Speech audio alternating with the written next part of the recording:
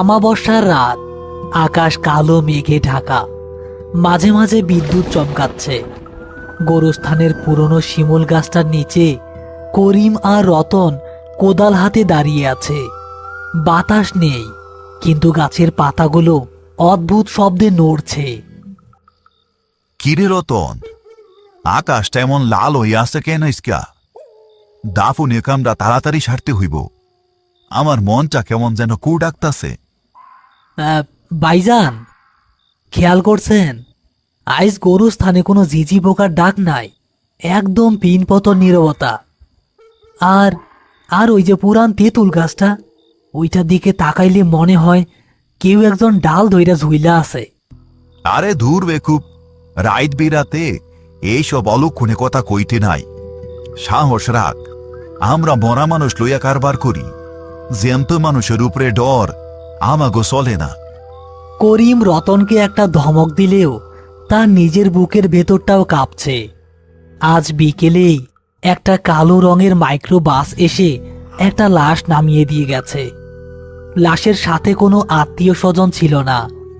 গাড়ি থেকে নামা লোকগুলো শুধু একটা মোটা টাকার বান্ডেল আর একটা চিরকুট জব্বার আলীর হাতে দিয়ে গাড়ি ঘুরিয়ে চলে গেছে। লাশটা সাদা কাফনে মোড়ানো, কিন্তু অদ্ভুত ব্যাপার হলো কাফনটা জায়গায় জায়গায় লাল সুতো দিয়ে সেলাই করা। করিম, ও করিম, লাশটা তো কবরে নামানোর সময় হইছে, কিন্তু একটা সমস্যা হইছে রে বাপ। কি সমস্যা জব্বার ভাই? কবর তো আমরা খুইয়াই রাখছি ওই পশ্চিম কোনায়।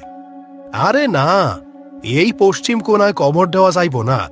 যেই লোক গোরা লাশ দিয়া গেছে তারা বইলা গেছে এই লাশটা যেন অবশ্যই তেঁতুল গাছের ঠিক নিচেই দাফন করা হয়, আর লাশের কাফনের বাঁধন যেন ভুলেও খোলা না হয়। তেঁতুল গাছের নিচে? ভাইজান, ওই জায়গাটা তো ভালো না। গত বছর ওইখানে কবর খুঁড়তে গিয়া সাপ বাইর হইছিল, মনে নাই? আর কাফনের বাঁধন খুলবো না কেন? এইটা তো নিয়ম না। চুপ কর রতন, টেকার গরম আছিল লোকটার, তাই হয়তো মরণের পরেও নিয়ম মানতে চায় নাই। চলেন জব্বার ভাই, লাশটা ধরাধরি কইরা নিয়ে আসি। তারা তিনজন মিলে লাশটা কাঁধে তুলল, কিন্তু কাঁধে নিতেই করিম আর রতন দুজনেই প্রায় হুমড়ি খেয়ে পড়ল। মনে হলো তারা কোনো রক্ত মাংসের মানুষ নয়, যেন কয়েক মন ওজনের পাথর কাঁধে তুলেছে। অথচ লাশটা দেখে মনে হচ্ছিল খুবই শুকনা আর পাতলা গড়নের। ইয়া আল্লাহ, এটা মরা মানুষ নাকি লোহার বাক্স? এত ওজন কেন? ভাইজান, আমার শরীরটা তো জ্বইলা যাইতাছে। লাশটা লাশটা থেকে আগুনের মতো তাপ বাইর হইতাছে। মনে হইতাছে আমি কোনো জ্বলন্ত কয়লার বস্তা কাঁধে নিছি। বিসমিল্লাহির রহমানির রহিম। আল্লাহ রক্ষা করো আমাদের। জোরে পা চালাও তোমরা, ঝড় নামতাছে। কোনো মতে তারা লাশটা তেঁতুল গাছের নিচে খুঁড়ে রাখা কবরটার পাশে নামালো। সাথে সাথে আকাশের বুক চিরে একটা বিকট শব্দে বাজ পড়ল। সেই আলোয় রতন দেখল সাদা কাফনটা যেন নড়ে উঠল। মনে হলো লাশের পেটের ভেতর থেকে কিছু একটা বের হওয়ার চেষ্টা করছে। ভাইজান, ভাইজান, লাশটা তো নড়তাছে। আমি আমি নিজের চোখে দেখলাম। আরে ভুল দেখছস, বিজলির আলোয় চোখের ধাঁধা। দর, লাশটা কবরে নামাই। করিম আর জব্বার আলী লাশের মাথা আর পা ধরল, কিন্তু যেই না তারা লাশটা কবরের গর্তের উপর ধরল, হঠাৎ গর্তের ভেতর থেকে একটা শো শো বাতাস বইতে শুরু করলো এবং তাদের হ্যারিকেনটা নিভিয়ে দিল। এখন চারপাশটা ঘুটঘুটে অন্ধকার, শুধু মাঝে মাঝে বিদ্যুতের আলোর ঝলকানি দেখা যাচ্ছে। ঠিক সেই মুহূর্তে অন্ধকারের ভেতর থেকে করিমের মনে হলো লাশের হাতটা কাফনের কাপড় ছিঁড়ে বের হয়ে তার কবজিটা শক্ত করে চেপে ধরেছে। সেই হাতটা বরফের মতো ঠান্ডা নয়, বরং জ্বলন্ত কয়লার মতো গরম। জব্বার ভাই, আলো জ্বালান, কে যেন আমার হাতটা সাইপা ধরছে। সারান, আমার হাত পুইলা যাইতাছে, তাড়াতাড়ি সারান। কি হইল করিম? দাঁড়াও দাঁড়াও, আমি জ্বালাইতাছি। কিন্তু এই দেশলাইয়ের কাঠিটা তো জ্বলে না। ভাইজান, ভাইজান গো, কমরের দিকে তাকান। বিদ্যুতের এক ঝলকানি আলোয় তারা একটা ভয়াবহ দৃশ্য দেখল।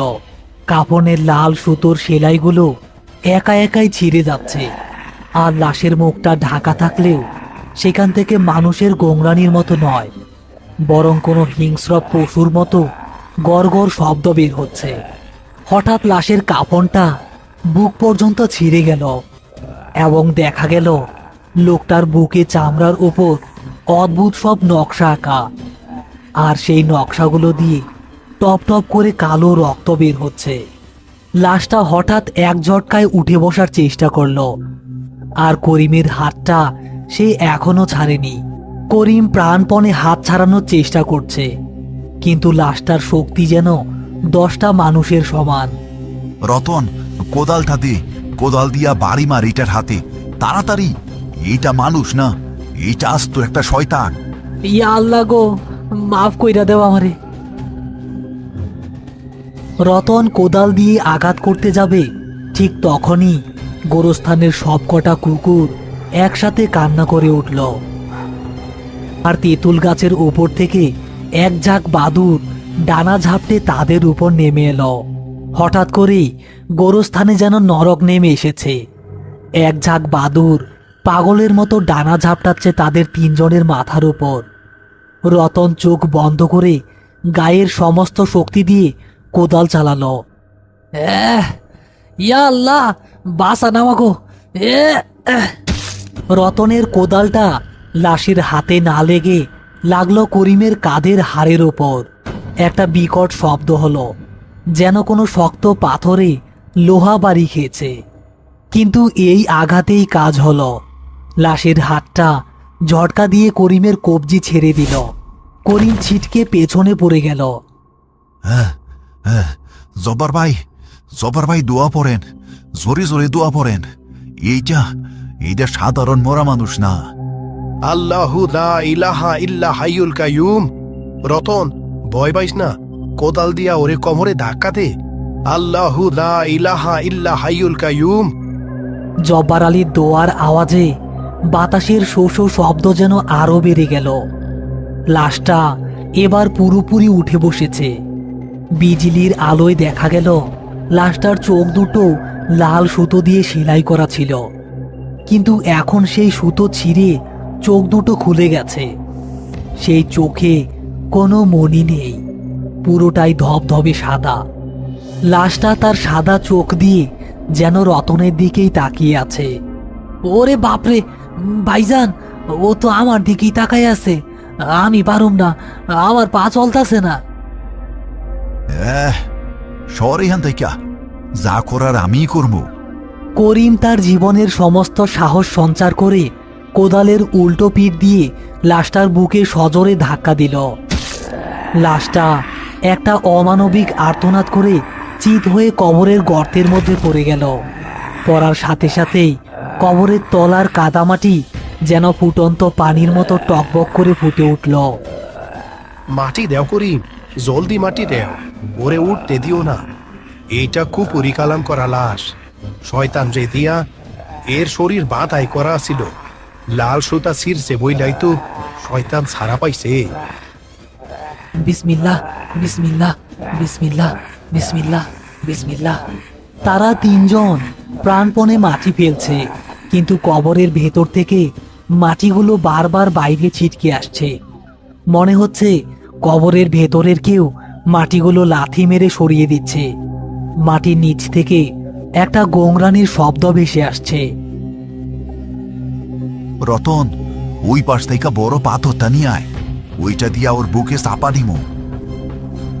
একটু খারাপ, আনতাসি ভাইজান।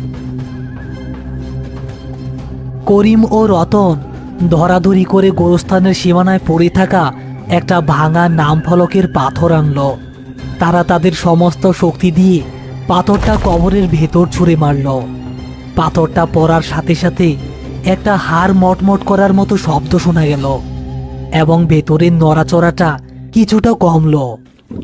প্রায় মিনিট 10 পর ঝড় থেমে গিয়ে বৃষ্টি শুরু হয়েছে। তিনজনই কাদা ও ঘামে মাখামাখি হয়ে কবরের পাশে বসে হাঁপাচ্ছে। আলহামদুলিল্লাহ, বড় বিপদ থেকে রক্ষা পাইলাম। আমি আমার বাপের আমলেও এমন ভয়ঙ্কর রাত কোনোদিন কাটাই নাই। হ্যাঁ, রক্ষা কি আর পাইলাম জব্বার ভাই। এই যে আমার হাতটা দেখেন। করিম হ্যারিকেনের আলোয় তার হাতটা মেলে ধরল। যেখানে লাশটা চেপে ধরেছিল সেখানে মানুষের হাতের ছাপের মতো মাংস পুড়ে কালো হয়ে গেছে, আর সেই পোড়া দাগের ওপর ফুটে উঠেছে একটা অদ্ভুত সংকেত। ভাইজান, এই দাগ তো ওই লাশের বুকে আঁকা ছিল। হ, মনে হয় শয়তান তার নিশানা রাইখা গেছে আমার শরীরে। চিন্তা কইরোটা করি, কাইল সকালেই গ্রামের বড় হুজুরের কাছে যাইবা। তিনি ফু দিয়া দিলেই সব ঠিক হয়ে যাইব। এখন চলো, ওই লোকগুলা যে টেকার বান্ডিলটা দিয়া গেছিল ওইটা ভাগ কইটা নিয়ে যাই। এই বিপদের ক্ষতিপূরণ তো লাগবো। তারা তিনজন জব্বার আলীর ঘরে ফিরে এলো। জব্বার আলী সিন্দুক খুলে সেই কাপড়ে মোড়ানো টাকার বান্ডিলটা বের করল। করিম, রতন আর জব্বার আলী সবার চোখ লোভে চকচক করছে। তখন টাকা হিসাব করি নাই, এখন দেখি কত দিয়া গেল। কাপড়ের গিট খুলতেই তিনজনের চোখ কপালে উঠল। ঘরের বাতাসে এক পচা গন্ধ ছড়িয়ে পড়ল। কাপড়ের ভেতরে কোনো টাকা নেই, তার বদলে আছে এক মুঠো ছাই, কয়েকটা পোড়া হাড়ের টুকরো আর মরা শালিক পাখির কঙ্কাল। আরে এগুলা কি? টাকা কই? টেকা ছিল না রে রতন, আমাগো দিয়া ওরা শয়তানের চালান দিয়া গেছে। আমরা টেকার লোভে পাপের বোঝা ঘাড়ে নিছি। হায় হায় রে, এইটা আমি কি করলাম? আমি যাই না শুই না নাপাক জিনিস গোস্থানে জায়গা দিলাম। হায় হায় হায় হায় রে। ওই দেখেন জব্বার ভাই, জানালার বাইরে গোরস্থানের সেই তেঁতুল গাছটার নিচে অন্ধকারে দুটো লাল বিন্দু জ্বলছে। মনে হচ্ছে কেউ একজন নতুন কবরের ওপর বসে তাদের দিকেই তাকিয়ে হাসছে। খেলা শেষ হয় নাই রে রতন, খেলা মাত্র শুরু হইল। এই ডাক আমার হাতে এমনি এমনি আসে নাই। হ্যালো প্রিয় বন্ধুরা, আশা করি আজকের ভয়ঙ্কর গল্পটি আপনাদের ভালো লেগেছে। যদি ভিডিওটি দেখে ভয়, রোমাঞ্চ বা মজা পেয়ে থাকেন তাহলে অবশ্যই একটি লাইক দিয়ে আমাদের পাশে থাকুন।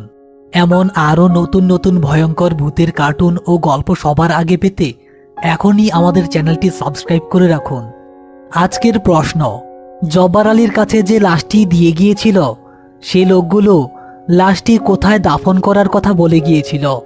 আপনার সঠিক উত্তর ও আপনার নাম কমেন্ট করে লিখুন। যারা আজকের প্রশ্নের সঠিক উত্তর দেবেন তাদের নাম সবার আগে পরের ভিডিওতে মেনশন করা হবে।